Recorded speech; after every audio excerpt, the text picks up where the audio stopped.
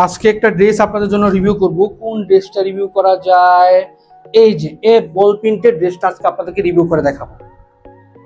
আজকে আমরা এই ড্রেসের রিভিউটা করব।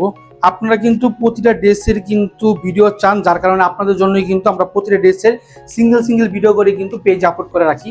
দেখতে পাচ্ছেন খুব সুন্দর একটা কালেকশন বল প্রিন্টের মধ্যে।